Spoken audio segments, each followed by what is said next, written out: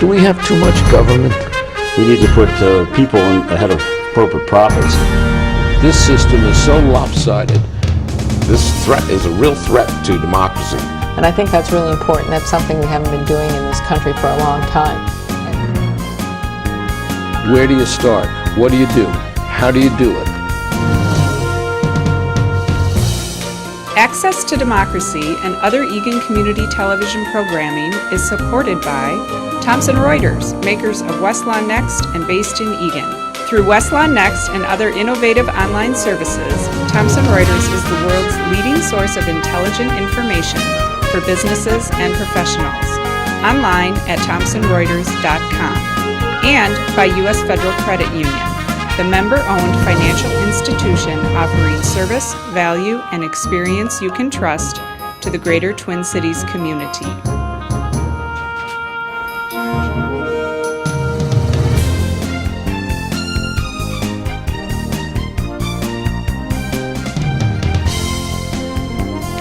Welcome.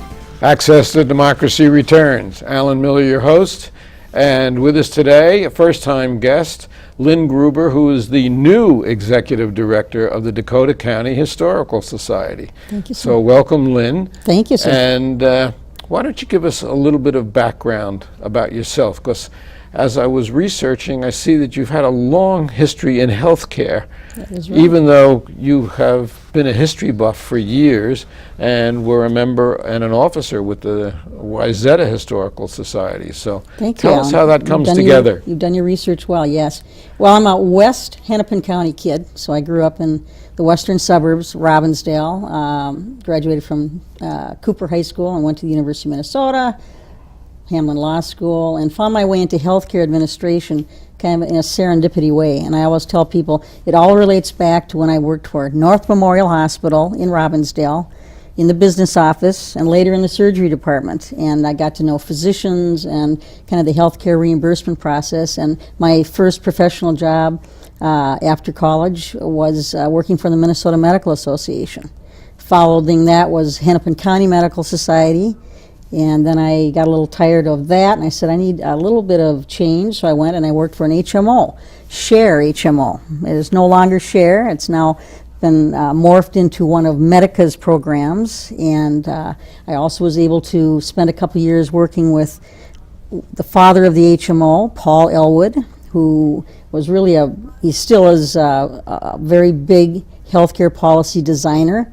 And at that time, what I did at his think tank in Excelsior was called Interstudy, and we basically told the country about the HMO industry, the growth, and the different issues that they were having. But someplace along the line, history also surfaced. I'll get right into that history piece, and then we'll devote that to it. But the history piece really comes way back to when I was a smaller child, and I liked American history quite a bit, and got involved in politics, local politics, in my neck of the woods. And when I moved out west to Wayzata, one of the first people I met was a neighbor who was involved in the Wayzata Historical Society. And she said, we're having a boat tour of the Wayzata Bay and all the very historic happenings in Wayzata Bay. Come and help us. And that's how my beginning with, I'm going to say almost a 23-year background with Wayzata Historical Society really got started. And then the opportunity surfaced Exactly. to apply After for my long health Dakota career, County. about 33 years in healthcare in our Twin Cities, I found this wonderful opportunity with the Dakota County Historical Society. And I said, this puts together a number of things that I've done. I'd love to do it, and here I am today.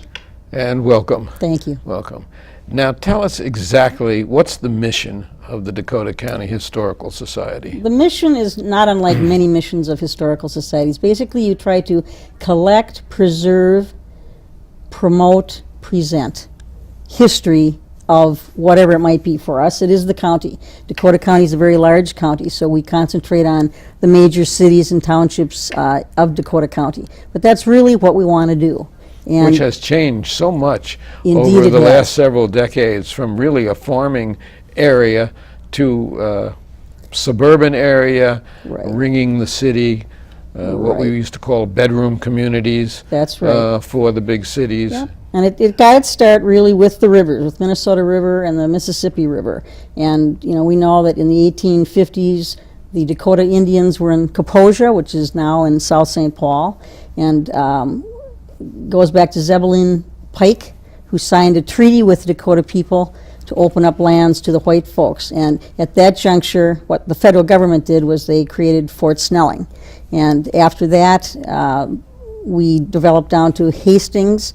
Hastings was a very commerce-full town with the river travel, and became actually the county seat after a number of other places where the county seat was placed. Dakota decided on Hastings. So Hastings is a big and prosperous city to this day. Okay, so here we are today. Now, you're located in South St. Paul. We are. There's a reason for that. With the size of the county being as large as it is, our main office is called the Lochee Memorial Museum, and it's basically at 130 3rd Avenue North in South St. Paul, very close to Concord Street where the stockyards used to be. And the reason that we are there is because of a man named Fred Lochee. And this is a gentleman who back in the 30s was an industrial arts teacher at South St. Paul High School, but he had a passion for history. So he and some friends who were actually interested in archaeology, started the Dakota County Historical Society back in 1939 in South St. Paul. And they started by really gathering, I'm going to say, arrowheads and other type of tools that the Indian natives often left behind. And the irony is that one of Fred's main possessions or artifacts, we will say, for his beginning of the collection was an arrowhead that he found at Lake Alexandria, which wasn't in Dakota County, but it doesn't matter. It's all part of history. Exactly. And so you gather these relics up. Now, there's a lot of people around here will tell you that I am one of Dakota County's relics, but and there's probably some truth to that, but certainly Mary in the control room was agreeing at the moment. But well, we could all be said that, but so you have, in effect, a museum. we have there. a museum. Let me tell you about our museum. We have a very large collection of artifacts. And when I say artifacts, we're talking over 30,000 objects. And that includes photographs. That includes newspapers. It includes an old hard drive that some of our Minnesota computer pioneers donated to us when Lockheed Martin closed its shop a few years ago. So we have a large variety of artifacts that are actually in the basement of the building in South St. Paul. And I want to give credit to Dakota County because they built the building for the Historical Society. Mr. Lochee had looked for years for a place to put his collection, and it was moved around from a basement of South St. Paul High School finally to the basement of the municipal building in South St. Paul, which is right across the street from our museum. But finally, the collection was getting too big, and for a 1976 bicentennial project, Dakota County administrators agreed with the directors of the Historical Society that wouldn't it be a great thing to have a museum to house all of these great things that Dakota County Society has. So we owe Dakota County a The great county, deal having of thanks. foresight, recognized Indeed, they really did. the advisability of that, and Right. And here we are. Now, you brought some pictures with you today, Yes, I and we're did. going to throw those up on the screen, and Okay. maybe you can tell us what each one of those Okay, is. I'd love to do that for you. There we go. This looks to me to be the old Hastings City Hall, which was used by Dakota County government for quite a while. I hope I'm right on that. I think that's correct. And now the city of Hastings has their offices there, but it was the county seat, of course, for a long time. Okay, let's see what else we have next. This is the Fred Lochee Museum. It was created in 1976, and actually we are ready for renovation. That was a long time ago, and every so often Dakota County takes a survey of its buildings and said we are in need of a needs assessment. And so in a few months we will have a very thorough assessment of many different things: the lighting in the building, the entryway, the exhibit hall itself, and We have a very large exhibit hall. It's over 6,000 square feet. At one time, I think they thought they were actually going to have a building in the exhibit hall, and that's why we have this large exhibit hall, which I could speak about a little bit longer. But it is a very nice building. We have offices upstairs. We have a big common room where researchers come in. We have researchers every day, people that ask our research librarian for help for finding many different types of historic background, whether it be family history or something else. But it's a great building. We are not open on Mondays, but we are open basically Tuesdays through Saturdays, 9 o'clock till 5. On Saturdays, we're open for all kinds of exhibits and so forth. So And you must have a lot of schools that bring the students over for presentations and things like Alan. that. We just had, in fact, a week ago, we had about 125 students, 2 different classes, who came to hear the history of South St. Paul. We have a wonderful board of directors that are very roll up your sleeves and help. They help a lot, and we have 2 wonderful people who helped tell the story of South St. Paul, both in a PowerPoint and then orally. So the kids liked it, we think, and then we have a very interesting Old Town collection of replica buildings behind the exhibit hall, which most people get a real kick out of it. We have a small jail. These are all, some of them are actual artifacts from Dakota County jails. We have a general store. We have an apothecary store. We have a dentist's office from probably the 30s. We have a shoemaker's shop, if you will, from the 1880s. A toy room, somebody's toy room from back in the probably the 1880s to 1930s, so these very intricate toys and things. And we will probably in our renovation activity renovate those a little bit so they're better lit, and so we can probably bring a little more of very old history I think our history is so important, and one of the Thank things you. I was just discussing in an earlier show with Rick King of Thomson Reuters and Judge Anderson, just retired from the Yes. Supreme Court, is the fact that we are not emphasizing history enough. I think it's important to know, for children and students to know, the foundations, what moves forward and It what connects started us, all doesn't it? this. History Yeah. connects us. And it's really, and I don't think we're emphasizing it enough in schools now. The Minnesota Historical Society has a saying, and I forgot to bring my little badge, but it's history matters. And they have, if you will allow me, they have come forth and kind of looked at a mission in a different way. And when they talk about their mission, they do what we do, and they've been doing it for so many years, collecting, preserving, presenting. But I like what they're saying about what they're doing. They're saying, collect today for tomorrow, use the power of history to transform lives. So what they're saying at the Minnesota Historical Society is, it's not a static thing. History really isn't static just because you have old pictures or old artifacts. You learn from these things. You connect yourself with people or places, and you appreciate what has gone before us so that we can maybe improve for the future. So I like the active nature of looking at a historical society's mission and saying, well, it's just looking at some dusty pictures, right? Is that what And you're it's doing now, not, Lynn? and that's what people Thank don't you. understand. I totally agree with you. And let's bring up another picture and see what we have there. Here is a lovely picture of Mr. Fred Lochee, and he is showing off some of the very first collection that he started.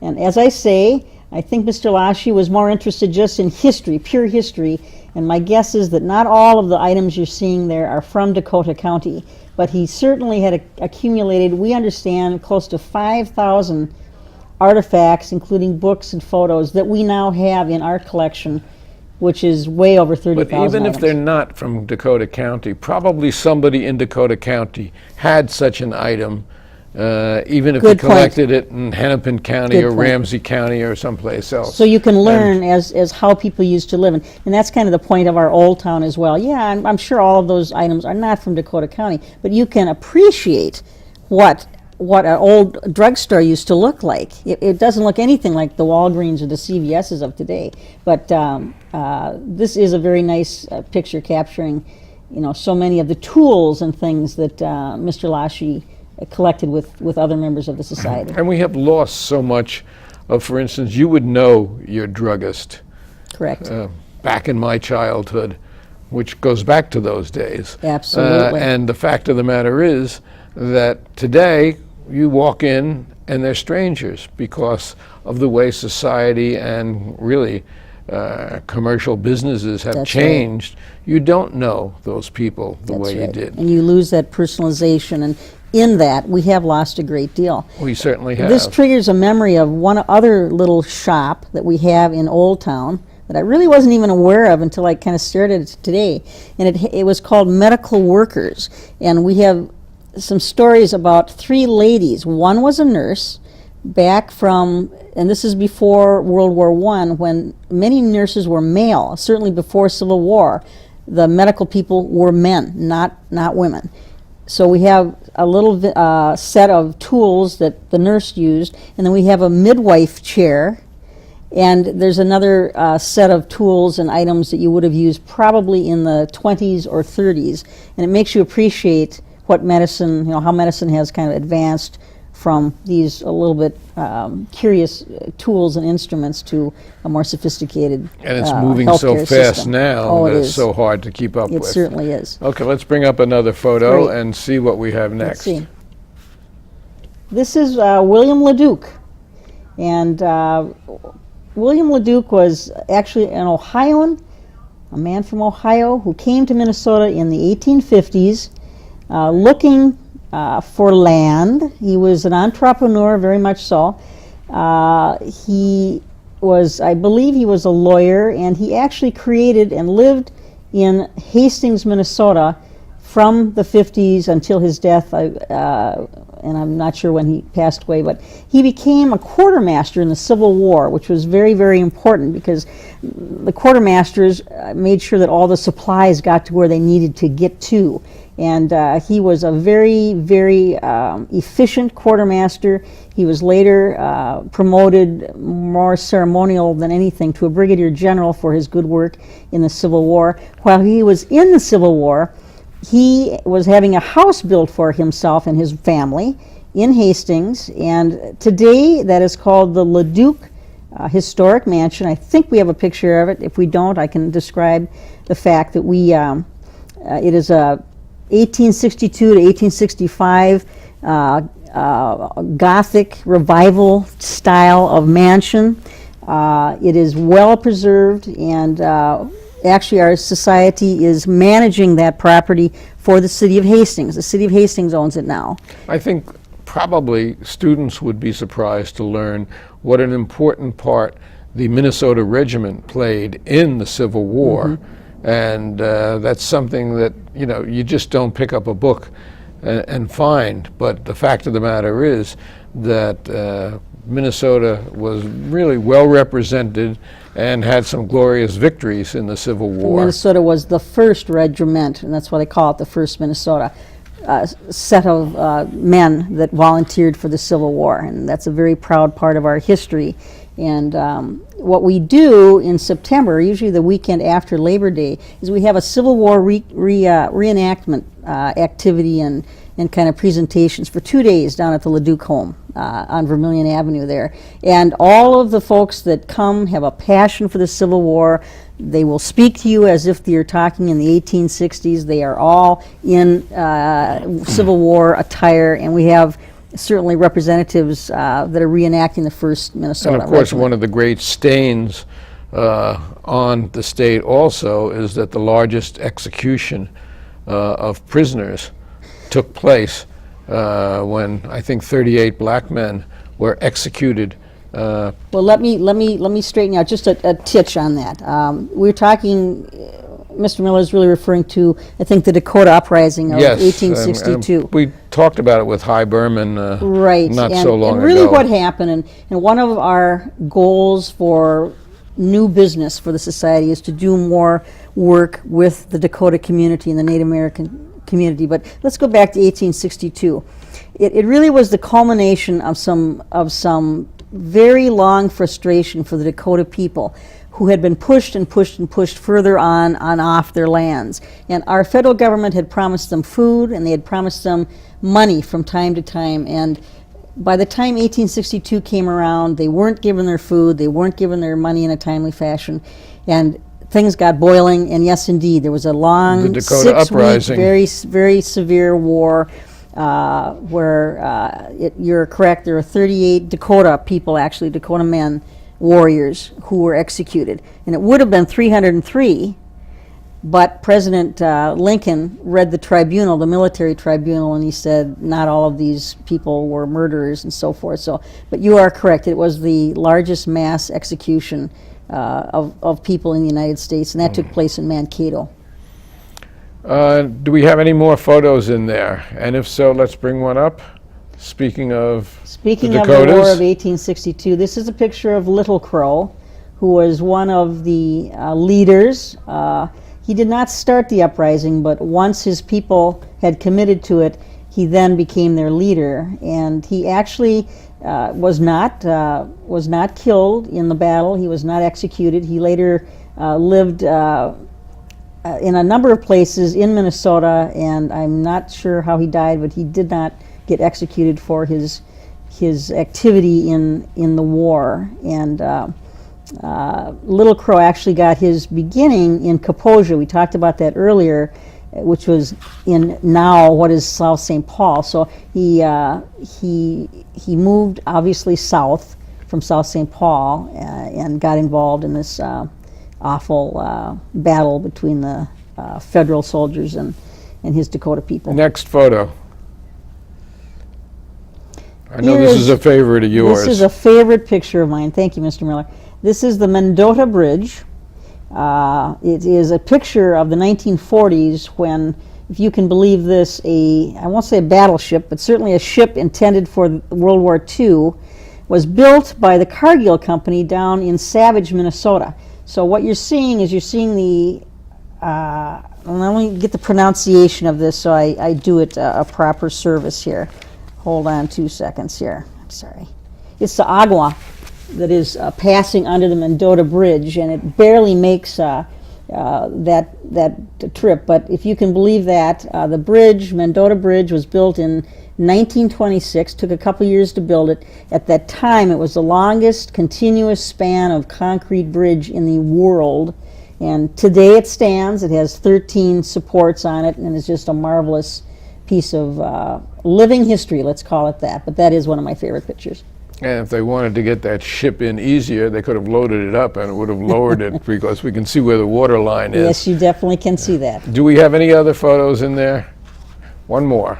Ah, Very the good. map of Dakota County. Here is a map of early Dakota County. In the beginning, if you go back to 1849, when Dakota County was recognized as a county in the Minnesota Territory. Actually, we preceded the state.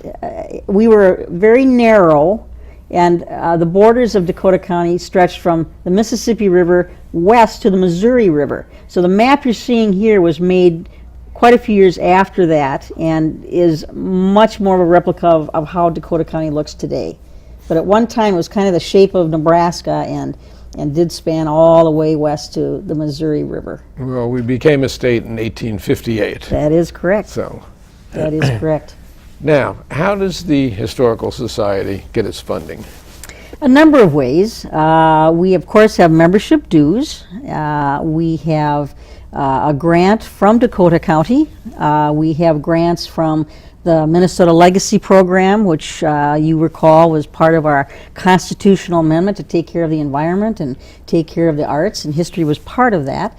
The Minnesota Historical Society administers the program, and when we have ideas for an exhibit or a project, we will often turn to the Legacy Grant Program for some monies. We have had smaller grants from private foundations.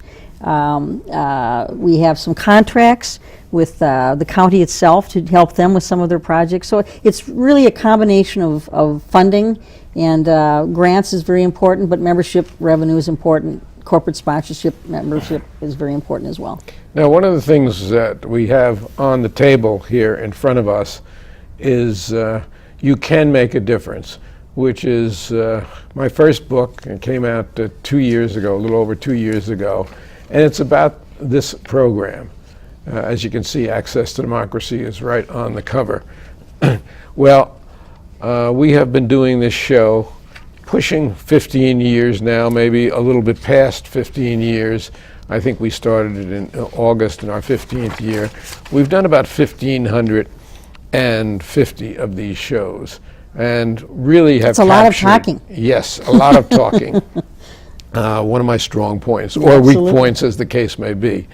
But during that time, we have accumulated, not only is it reflected in the book, which I'm going to give you certainly for your archive in the, it's also reflected in VHS tapes and hundreds of DVDs of this show, of the guests that we've had, of 30 plus interviews with Congressman Klein, of Governor Dayton, of Governor Pawlenty, of U.S. Senator Coleman, of U.S. Senator Franken, of U.S. Senator Klobuchar, of city officials from many cities, and I think even a governor from another state and a U.S. senator from another So state. your approach to interviews does not limit you to Dakota County. You No, can no, no, interview we- whomever you want to from wherever they may But be. we have a rich, rich history of Dakota County.